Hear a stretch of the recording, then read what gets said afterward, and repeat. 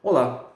O Papa Francisco, no Evangelii Gaudium, a primeira exortação apostólica dele, esboça para nós 4 princípios, que ele chama de princípios de tensão bipolar, ou seja, que apontam duas realidades distintas, mas que têm que conviver, e que ele diz que são necessários para serem aplicados na vida pastoral da Igreja, especialmente na construção de uma nova sociedade, ou de uma sociedade, como ele diz, onde todos sejamos irmãos. Eu gostaria de sublinhar apenas um desses princípios hoje, que é o princípio segundo o qual a realidade é maior do que a ideia. Isso é muito interessante porque para ele é um princípio metodológico, ele sempre sublinha e repete esse princípio aos teólogos e a todos aqueles que têm que pensar o modo de ser da igreja no mundo de hoje. E ele vai dizer que a realidade como tal, ela simplesmente se dá, ela está aí. Ela está em constante mudança e construção.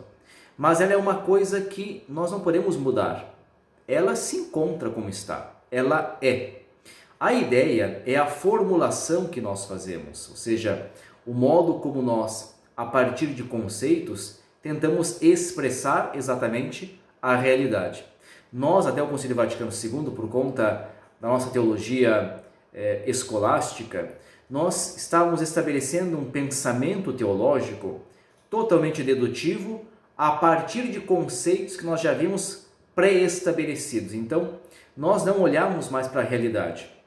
Nós simplesmente fazemos deduções conceituais a partir de conceitos.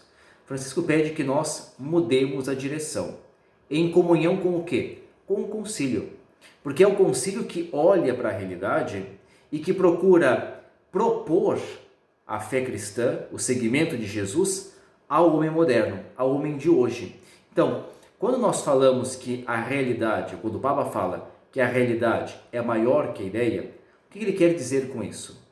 Que a nossa teologia e o nosso trabalho pastoral teológico, ele tem que estar sempre com os pés fixos na realidade. Senão nós não falamos para ninguém, nós falamos apenas para nós mesmos.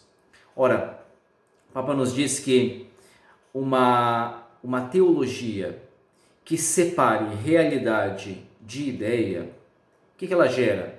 Ela gera o idealismo e ela gera inclusive o nominalismo, ou seja, o idealismo é o problema de que nós temos algo tão acima da realidade, tão ideal, que nós nunca podemos alcançar.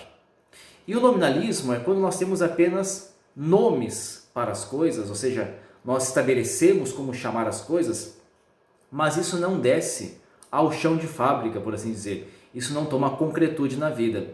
E a partir da encarnação do Verbo, e o Papa nos chama a atenção para isso, ou seja, Deus está na história, Deus está encarnado. E é a partir da história, e somente com os pés fixos na história, que nós podemos compreender a revelação e a manifestação de Deus. Por isso, a realidade como tal, ela é superior, ela é mais importante do que a ideia. Isso como princípio metodológico. É a partir da realidade que é dada que nós devemos pensar e repensar as nossas ideias. E aqui, repito, o nosso pensamento e a nossa construção teológica. Francisco nos recorda que o fato de nós valorizarmos mais a ideia do que a realidade gerou ao longo dos séculos um intimismo religioso e também um gnosticismo. O que é o intimismo?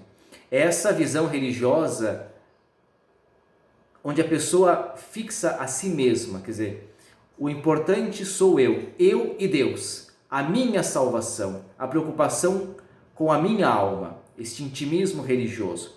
O gnosticismo é essa ideia de uma salvação que está desconectada da realidade, a salvação que vem por um conhecimento, quase como que por uma gnose, ou seja, um conhecimento religioso, teológico que me é dado, e a partir desse conhecimento eu me salvo, sem concretude, sem ligação com o real. Quando Francisco nos sublinha que a realidade é maior do que a ideia, ele pede que nós invertamos o caminho e que nós comecemos a pensar a teologia e também, evidentemente, toda a nossa ação pastoral, não a partir daquilo que nós já pré-estabelecemos conceitualmente, mas a partir da realidade que nos é dada.